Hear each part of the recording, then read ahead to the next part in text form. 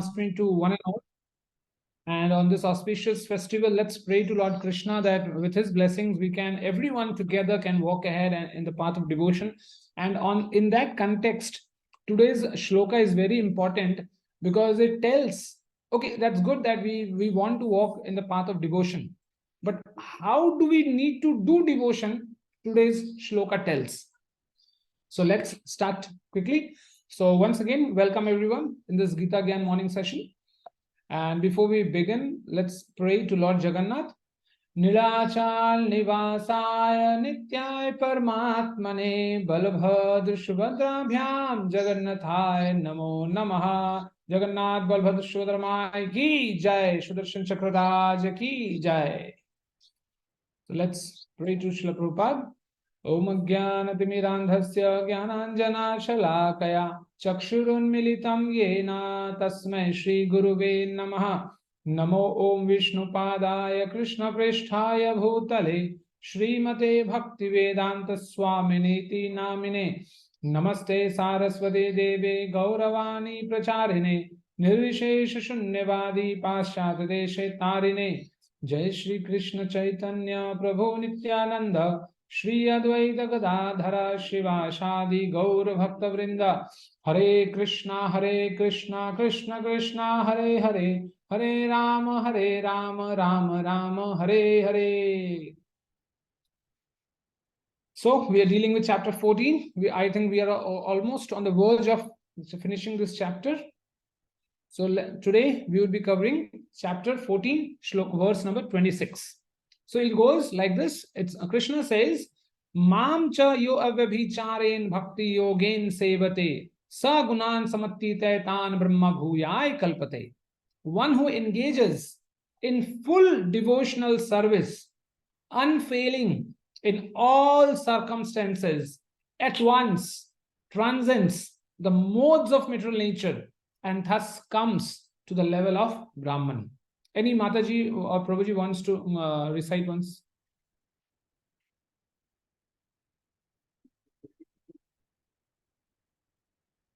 Okay, no worries. Hare Krishna. Yes, Mataji, please. Hare Krishna.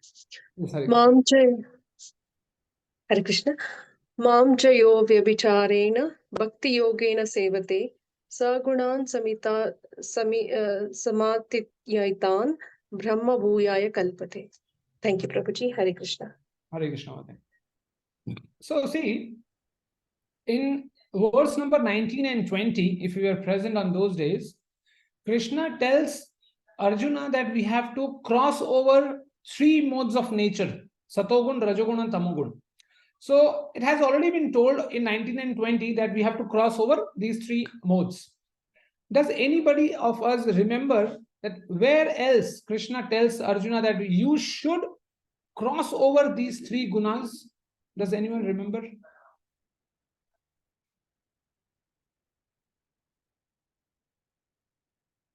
Okay, so this is not the first time that Krishna is telling that you have to cross over three modes. If we see chapter 2, verse number 45, there even Krishna tells the same thing. Traigunya Vishya Veda Nastre Gunyo Bhavarjun Nirdando Nitya Satvasto Niryog Shem Atmavan.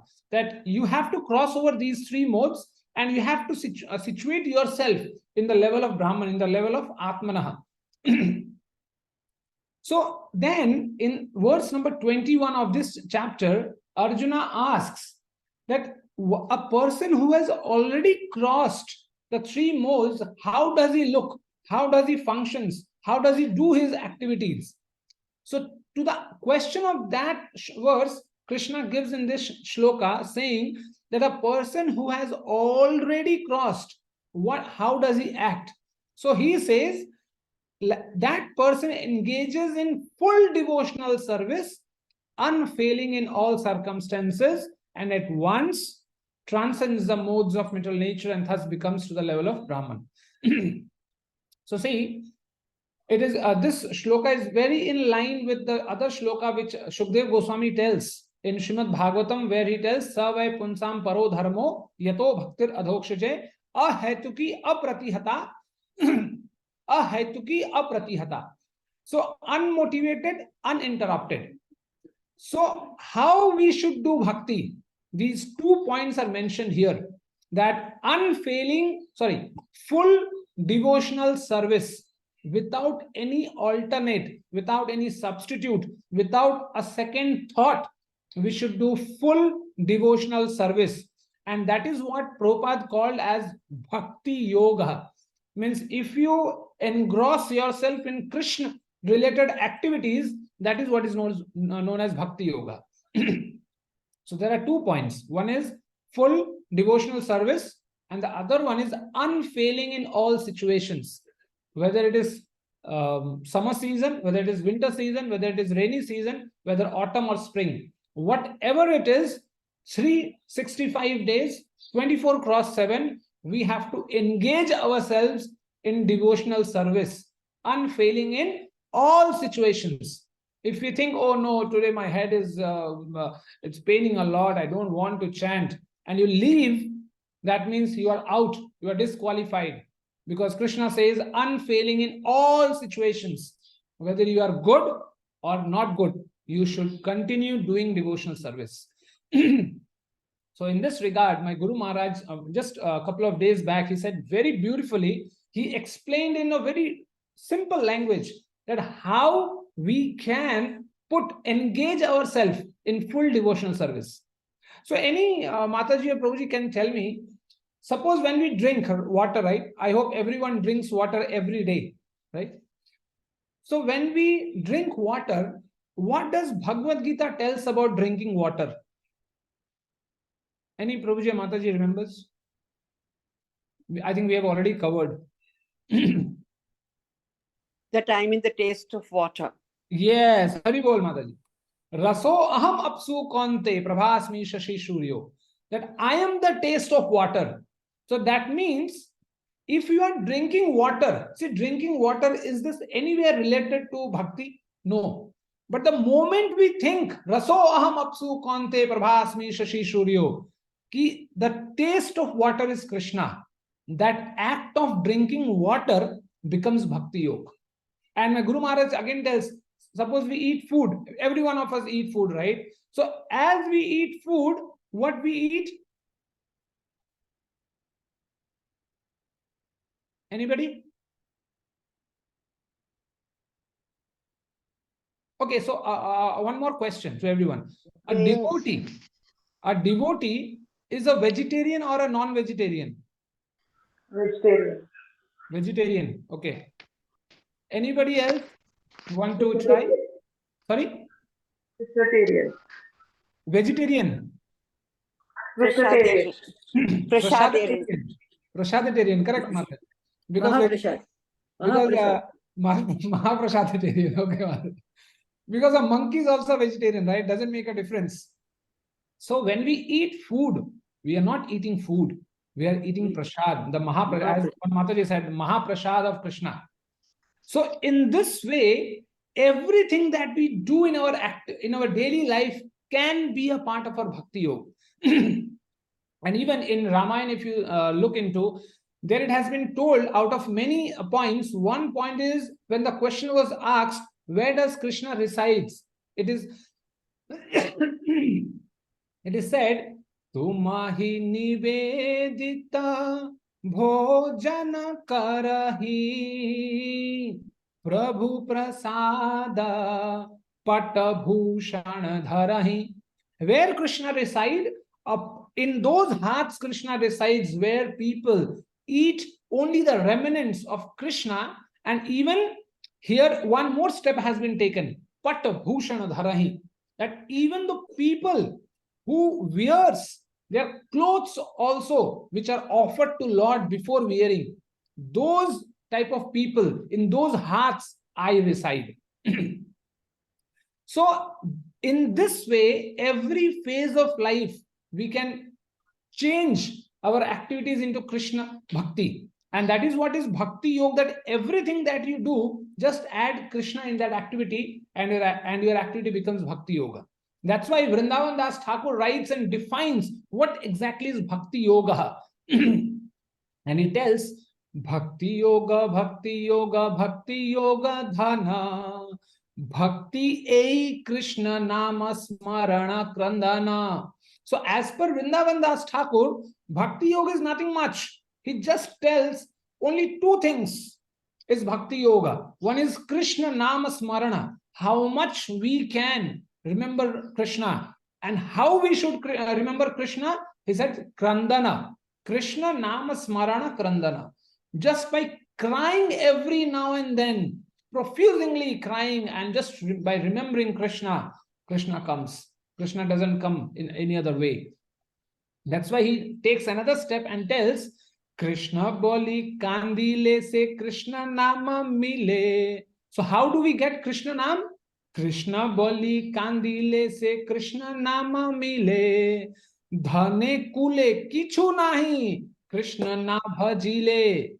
That whether you have a lot of property, a lot of assets, or you are in a Brahman culture, Brahman family, doesn't make any sense if you don't chant the holy names of the Lord.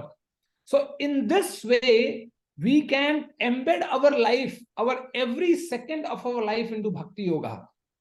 I will tell you a very good story. I mean, it's almost very old, like it is of almost 1960s, 1980s. It's about a saint who used to stay in the jungles of a remote place known as Mangad. It's a village near Allahabad. So he had a very small, bhajan kutir.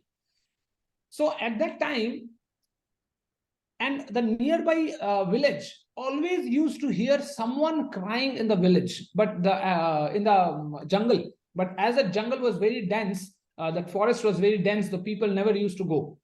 So that time there was a small boy who, somehow got this idea that I want to see what exactly is happening. So suddenly, in one of the nights, he creeps in that jungle, and he goes to that hut, small hut, from where that sound is coming. So, without anybody noticing him, he tries to peep through the window to see what exactly is happening. So he saw a saint, a Babaji sitting, and he's just crying like anything. And he does only two things.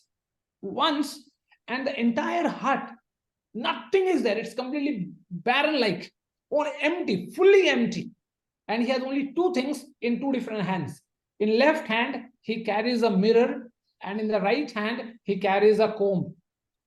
Have anybody of us have seen the bhajan kutir of Madhu Pandit in Govardhan? Nobody? Okay, just make a pointer, okay, that you should visit Madhu Pandit's bhajan kutir when you go this time in Kartik. So it was even smaller than that, because I have seen Madhu Pandit's bhajan kutir. It is almost as big as you can sleep at least. But that bhajan kutir was as small as that you cannot sleep with full length. So this small boy peeps into, and he sees that saint is combing his hairs, because that saint had big hairs like Mataji's have, right, till reaching out to his waist. He combs his hair very nicely, beautifully, and he sees in the mirror, and immediately he starts crying. So this went on, and suddenly that saint realized that I'm being watched. Someone is watching me. Then he sees that the small boy watching him. He says, "Why are you here?" He says, "I wanted to know what exactly is happening. Why are you crying? What do you need?" He said, "You are very small. You will not understand. Go back." He said, No, I want to understand. I want to know. Then that saint says that I am in search of Krishna, and Krishna is not coming. I want to make myself as beautiful as I can, and I want Krishna to meet. I want Krishna to come for me. That's why I'm crying. And then this passed. Then that a lot of conversation happened, and small boy goes away. So that small boy also becomes a saint later, and he's no more. He's no more now in this world. He has left his body, I think, 10 years back. So that this small boy, when he becomes saint, he says that when I was a boy and I saw that saint, he said that only by crying and calling Krishna, Krishna comes. Krishna doesn't come in any other way, because whatever you give, Krishna has everything. Whatever we are giving, this is just a formality. That's why he tells one very important thing, that Krishna wants our mind, our man, but we are putting our body in doing everything. We are sitting in classes reading Bhagavad Gita, but our mind is wandering somewhere else. We are looking at this, reading Srimad Bhagavatam, but our eyes are on the clock ticking, that when the time would lapse and this class concludes. So our body is there, but mind is absent. But Krishna is not worried about the body. Krishna is worried about the mind. And like this, you have hundreds of examples. If you go over all the scriptures, hundreds of examples where people never followed any rituals, where people never followed anything. They just cried for Krishna. And for them only, Krishna comes. Whether you talk about Karma Bai, whether Shal Beg or anyone, there are so many of them. They just cried and did nothing. And Krishna came to them. But why is it, as Chaitanya Mahaprabhu says, Bahukal Kari Hari Krishna, what is that? Bahukal Kari Hari Krishna, I'm just forgetting it. But it means Chaitanya Mahaprabhu tells that from so many lives we are doing so many things. But even then, our mind is not getting attached because we are not able to cross over these three modes, Satoguna, Rajoguna, Tamoguna. And until and unless we are in these modes, we will not be able to jump into Shuddha Sattva, where we can do actual devotional service, which we talk about. So on this auspicious occasion, we should pray to Lord Krishna that help us, pray us, bless us in such a way that we can really do devotional service. And as Krishna tells, full devotional service and unfailing in all situations. Sometimes when we do a lot of services, it comes in our mind that, okay, see, I'm only doing, he's not doing, so many people are not doing. So these sort of things or mentalities, till the time it is there in our hearts, we will never progress. So with this, I come to conclude this class, and we should pray to Lord Krishna saying that at any cost, we are not eligible. We are not eligible at all. But even then, Krishna, please give us health and wealth and everything so that we can do a lot of devotional service. Because with as we say, ahetuki, without a reason, Krishna gives mercy. And Krishna is known for that. So in that way only, Krishna should give us help, should bless us so that we can do devotional service entire life till the last breath that we have. Hare Krishna. Or now we can, if any Prabhuji Mataji has any question, we can go on, or else we can stop. Hare Krishna, Sridhar Prabhu, we can